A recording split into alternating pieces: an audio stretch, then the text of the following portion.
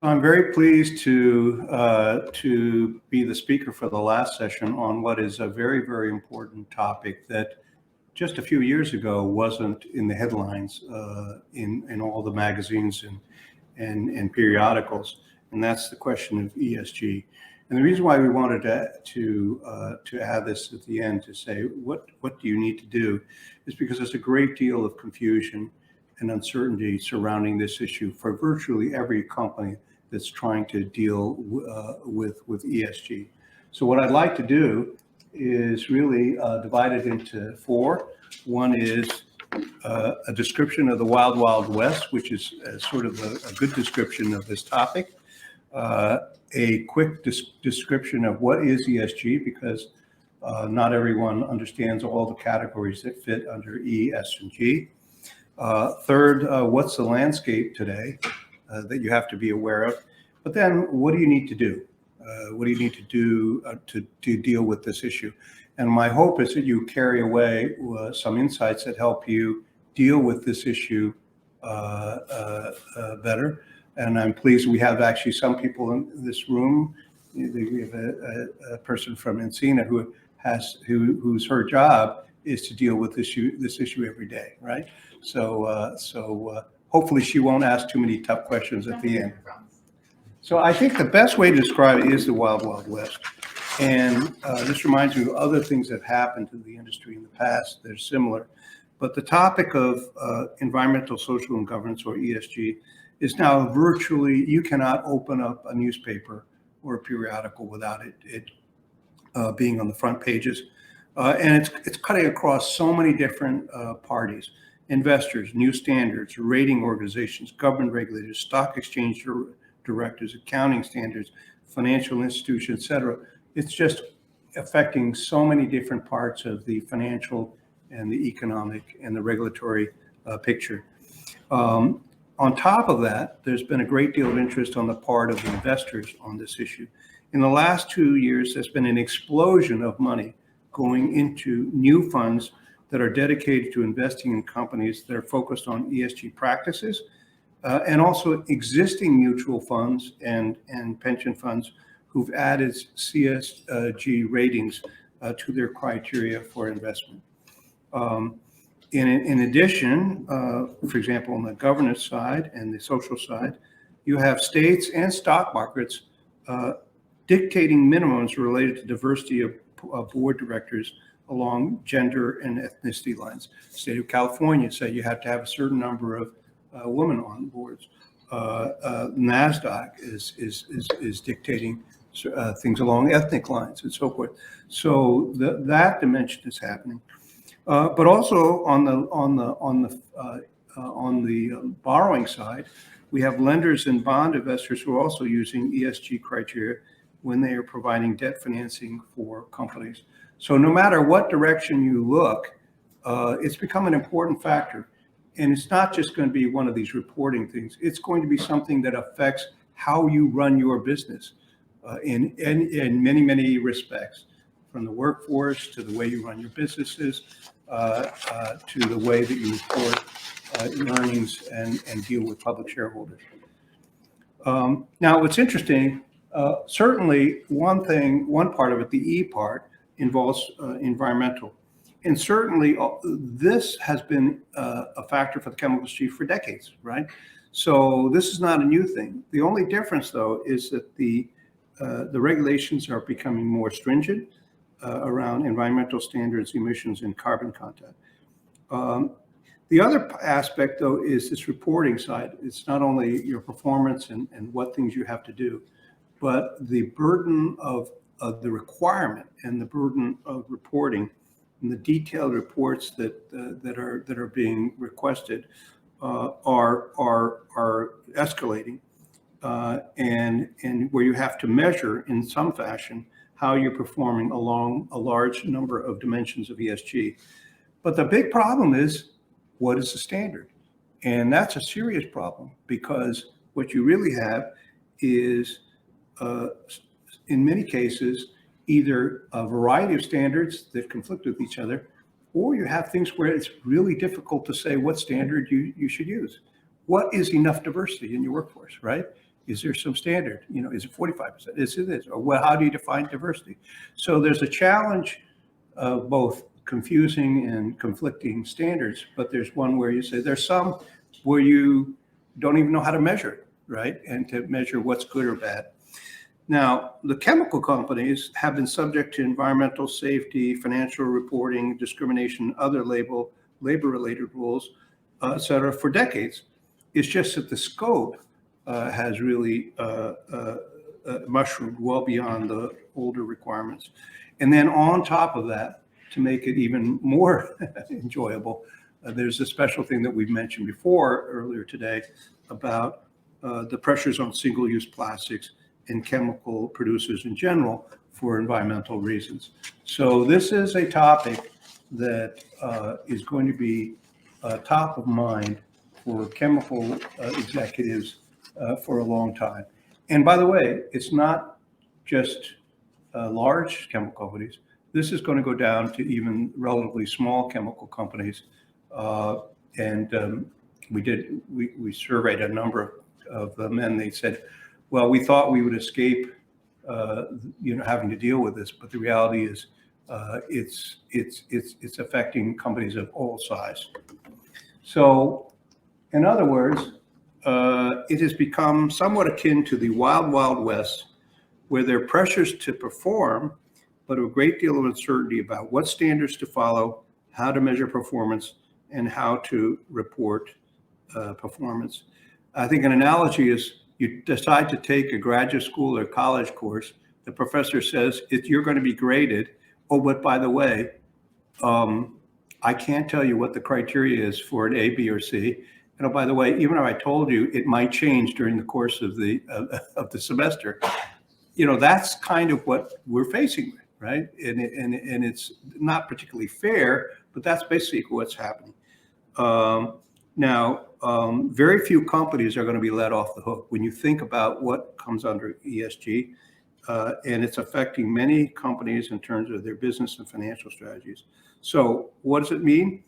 ESG impacts your overall priorities, your business and M&A strategies, your reporting requirements, your relationship with investors, the board and management recruiting and profiles, and the management of employees and operations. So pretty much every aspect of your company is going to be affected. So, once somebody says, well, why don't I just wait until things settle down, until the professor tells me what the criteria is for an A or B or so forth. Well, that's not really an option for all but a small handful of companies. You're all familiar with the phrase that says, you will be damned if you do and damned if you don't, right? That's a famous phrase. Well, now with regard to ESG, it's a new phrase. It says, you'll be damned if you don't, and in challenging, uncharted waters if you do, right? So either way, you're in trouble. Since we do both investment banking and corporate strategy work, ESG actually has ended up being a factor in many of the aspects of the advice that we're giving and the execution of client projects. It is on the list of things that have to be considered. And it's affecting all sorts of things, whether it's financing or M&A or corporate strategy. So what is ESG? And I'm going to go quickly through this. And I think the point being, the list in each of these three categories, ESG, is actually not short. And actually some things that you wouldn't necessarily have thought should be on the list. I think in terms of environmental, that's less so, greenhouse emissions, resource use, waste production, energy sources, but land use is part of the list, and so forth. So these are not so surprising, and maybe one or two that you hadn't thought about, like land use is not something one immediately thinks about when you think about environmental. But other these things are pretty much standard items that the industry has dealt with for many, many years. The social one, though, is really tricky, right? Because although there's some things on this list that clearly get a lot of publicity, diversity with regard to gender and racial, workplace safety, board diversity, and working conditions. There are others that, quite frankly, people don't necessarily think about on modern slavery or child labor or whatever. They don't necessarily think of that as part of things that they have to worry about, but it's happening. So, for example, Source irritation is clothes made in, certain parts of China where it's forced labor. Well, you got to deal with that, right? And it's affecting companies that are in the retail business.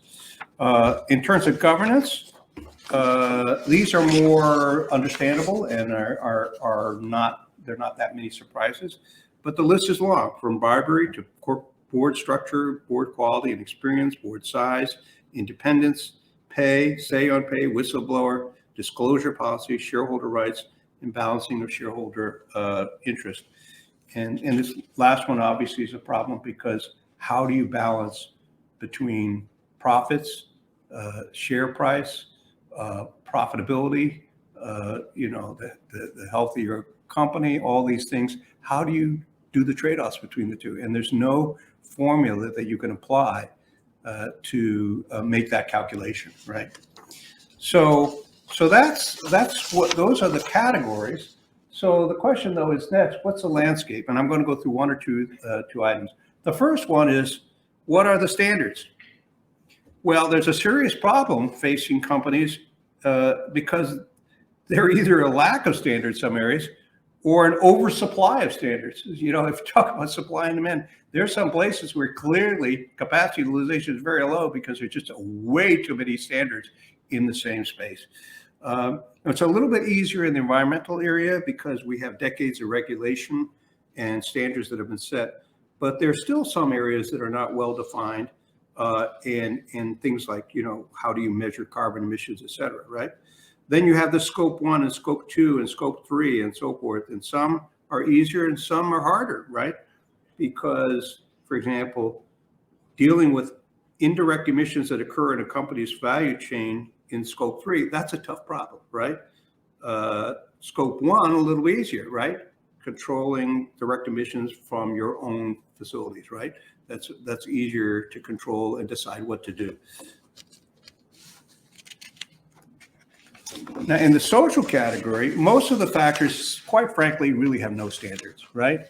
I mean, try to find a standard for child labor or modern slavery or whatever it is. And in many cases, not only is there no standard, but it's just really difficult to measure, right? So even if you wanted to. So, some are measurable, like board diversity or diversity of employee or management or product workplace safety. Those are measurable, right? At least you can count. Although someone laughed and said there was one company that said they had great board diversity, but then upon investigation, it turns out it was all the cousins and wives and aunts. There were others. So it was diverse. It was diverse. It just was not particularly correct. But others are really, really hard to measure, as you can imagine, right? Governance is somewhere in between environmental and social, in terms of your ability to have standards that can be measured, because clearly there's board composition or executive pay. You can have standards, whistleblower policies, et cetera. So it's somewhere in between. But overall, it's a challenge, right? And by the way, in terms of governance, I think the biggest problem is the last one that I listed, which is the trade-off, right? And this makes it really tough, which is, how do you trade off? If you're the CEO and the board of the company, how do you trade off the different categories? Because if you spend more in one thing, inevitably it doesn't come for free, right? So you're going to have to deal with that. And there are no real good guidelines for that, other than that, you're expected to do certain things. Right. The next is reporting and ratings. So there's a proliferation of reporting and ratings, just like the standards. And everyone on the face of the earth is offering their services, whether it's accounting firms or others, to help you out. But the reporting requirements are being accounting regulators, environmental regulators, so forth. In addition, the international business community has been working towards trying to establish sustainable reporting standards through a whole bunch of nonprofit, independent, multilateral organizations that have been around. And their collective efforts have been, what they're trying to do is they're trying to create, some rationalization of the reporting requirements, right? And I think there's recognition that there's so many different opinions that they have to find some way. So efforts going on to try to consolidate these reporting requirements, et cetera.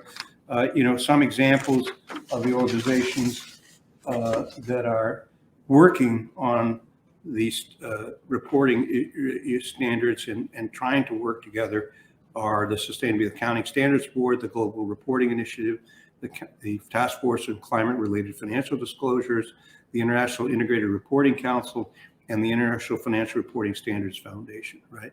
And a number of them are trying to get together and say, okay, we can't all have different reporting standards.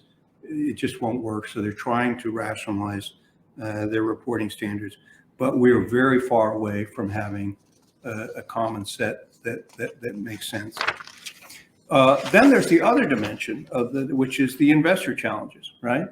And there, it's as much as it's confusing to companies trying to figure out standards in reporting.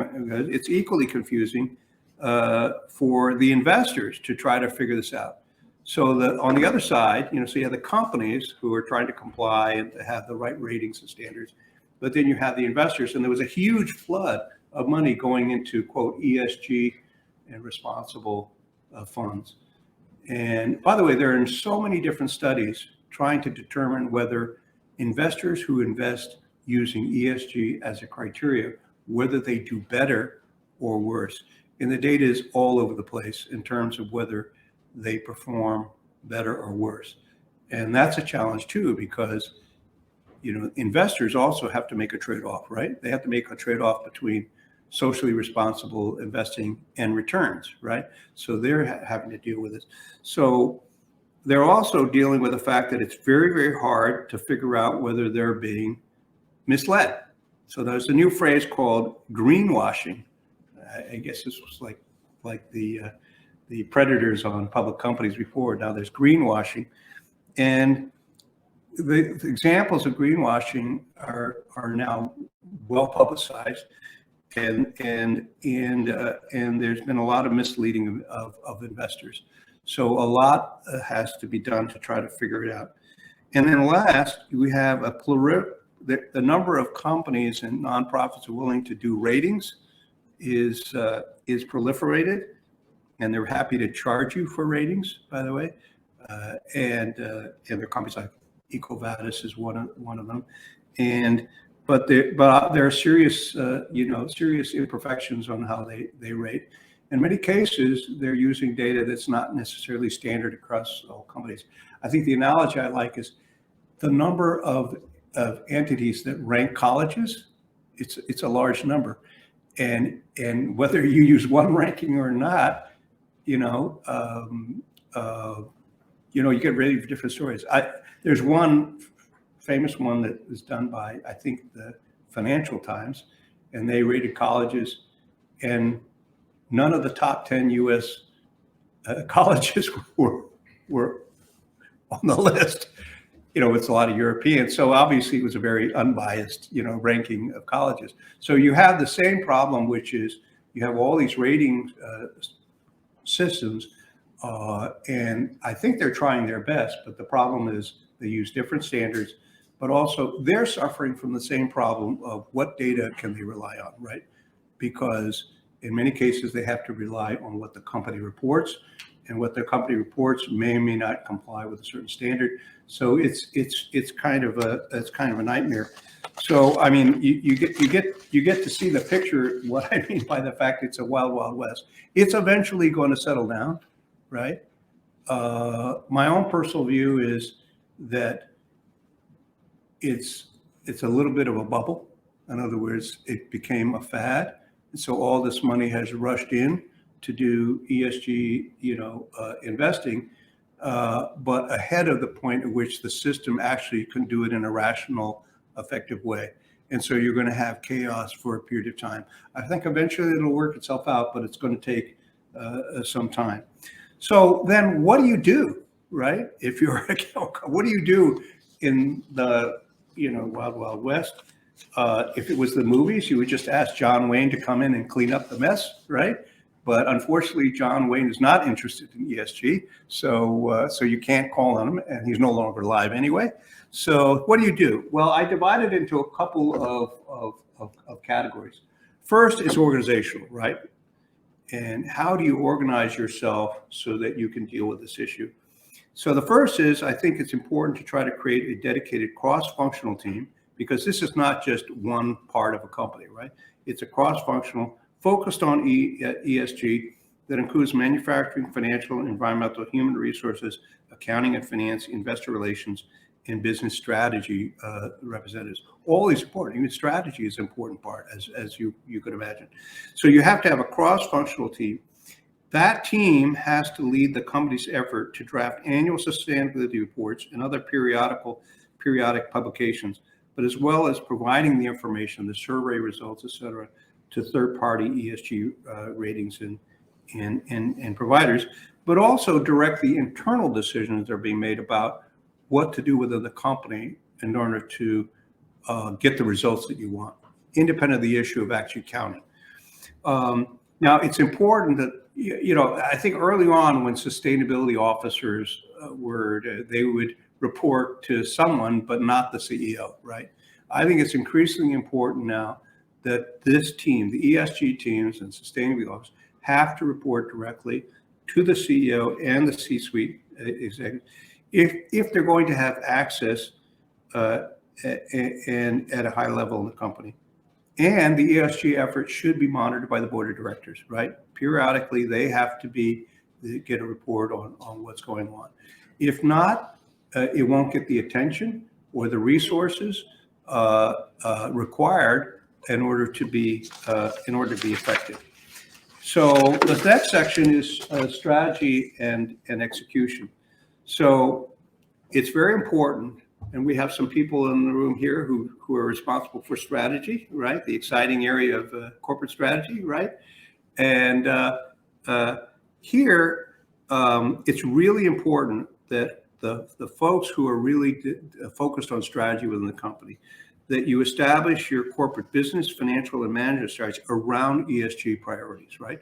It isn't the only variable, obviously, but it has to be one of the top variables and criteria for the strategic decisions, and explicitly tie your business and shareholder strategies to these priorities, right? So, and then second, it's important to monitor and measure your company's performance across all the ESG categories using standards and criteria that you believe are the most effective.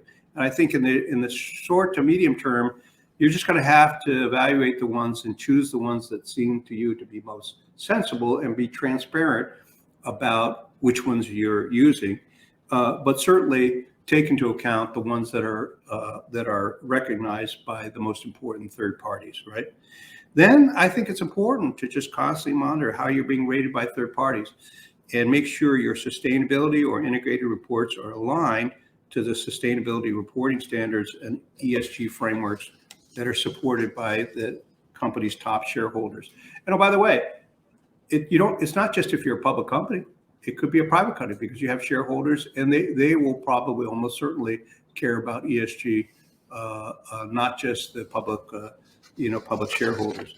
So then last, monitor ESG ratings and data providers to determine which ones have the greatest influence and credibility with investors and regulators, and make sure the ones that have the most influence and have the most credibility are people that you are regularly in touch with and you're aware of what standards and how they deal with it, and establish relationships with the main ESG ratings and data providers to find out what their rating cycles are and also the timing of the company's assessment. So there's a lot from an organizational, strategic, execution point of view that is important to focus on. But I thought I'd just list some of the key ones that you certainly have to take into consideration if you're dealing with this issue. So this was meant to be kind of an overview of the situation. I like Western movies, but this unfortunately is not one where the cavalry comes in and saves the day, at the end. So it's really something that you're going to have to tackle yourself and make sure you get there. So let me just ask if there are any questions at all, or actually comments, because there's some of you in the room that are actually experts in this and may have something that you'd like to say. Do you have something? Yes? It's not a question, it's more of a reflection. So I think you did a beautiful job of laying out the landscape. And what I would just maybe add is that I think this Wild Wild West scenario is the transition, right? And we will get to a point where there is convergence on frameworks and standards. And I think the thing that you're going to see more than anything that's different in your lives is that the analytics you look at just have some other factors you have to take into consideration.